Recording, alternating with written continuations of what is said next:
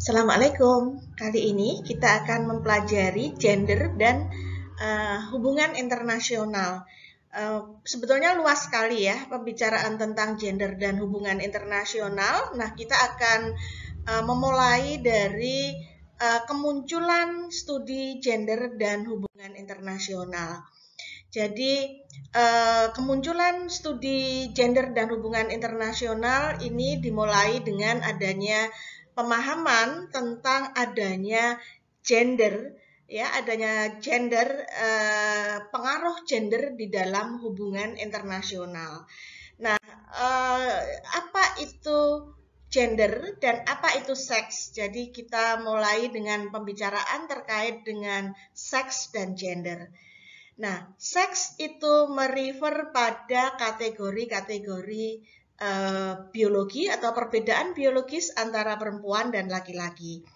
Sedangkan gender itu berbicara tentang perbedaan peran, ya, ekspektasi yang dimainkan oleh perempuan dan laki-laki di dalam keluarga, di dalam masyarakat, gitu ya. Jadi peran perempuan itu sebaiknya jadi apa gitu, karena kalau peran itu biasanya pasti akan dihubungkan dengan peran yang baik dan peran yang kurang baik.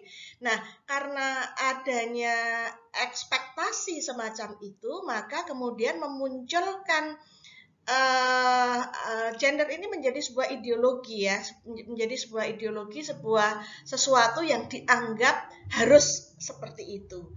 Nah, karena dianggap harus seperti itu, maka kemudian tidak mudah untuk mengubah, meskipun sebetulnya itu merupakan sebuah konstruksi sosial, dan konstruksi sosial ini repotnya gitu mempengaruhi cara berpikir, mempengaruhi hubungan internasional juga.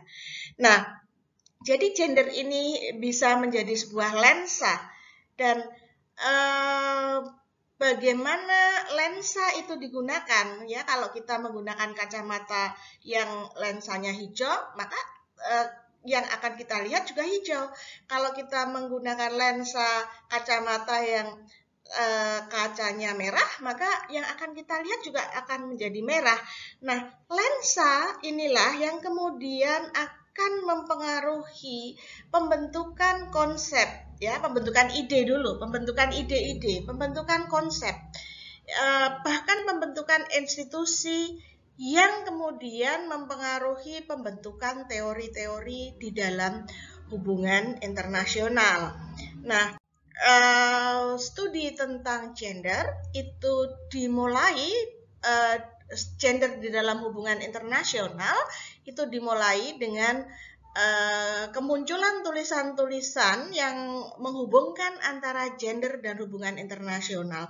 Jadi ini dimulai dengan tulisan Tegner ya, tulisan Tegner yang sangat legendaris ya. Tegner ini lahir tahun 1930-an ya, tahun 1930-an, jadi sudah cukup tua, dan dia sangat legendaris dan sangat diakui kepakarannya di dalam studi gender dan hubungan internasional, karena dia merupakan pionir yang mempelajari gender dan hubungan internasional di dalam bukunya Gender in International Relation yang terbit pada tahun 1992 kalau Gender in International Relation, dan ini terus menerus diproduksi sampai dengan sekarang.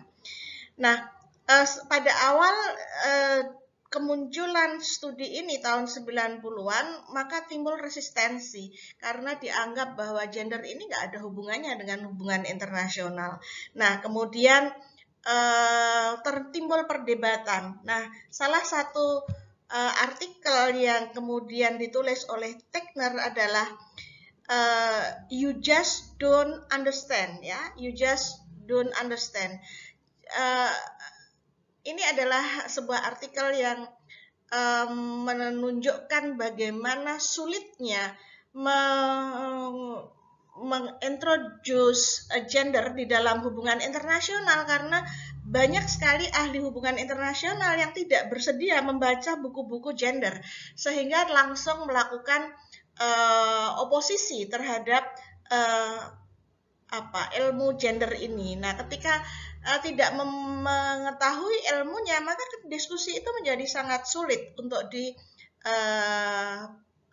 secara ilmiah. Nah, tapi itu pada awalnya ya. Sekarang sudah banyak ilmuwan HI yang mempelajari gender dan sudah banyak dipelajari di berbagai perguruan tinggi.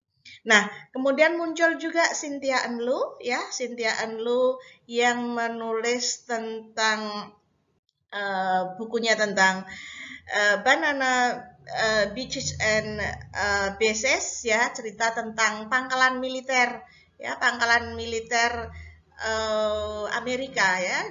Di dalam pangkalan militer Amerika itu ternyata ada pembagian peran ya antara laki-laki dan perempuan gitu. Jadi kalau tentaranya itu laki-laki biasanya. Ya, tetapi kemudian perempuan itu tidak menjadi tentara di situ, tetapi perempuan kemudian menghidangkan makanan ya, banana, kemudian menjadi penghibur ya, menjadi penghibur atau prostitut. Nah, ini sesuatu yang sangat khas sekali dalam gender. Ketika ada pangkalan militer selalu terjadi prostitusi, dan sebagian besar prostitut itu adalah perempuan. Nah, di sini menunjukkan bahwa hubungan internasional sangat terkait dengan gender ya. Nah, nanti kemudian muncul juga buku dari Christine Sylvester, Feminist International Relation,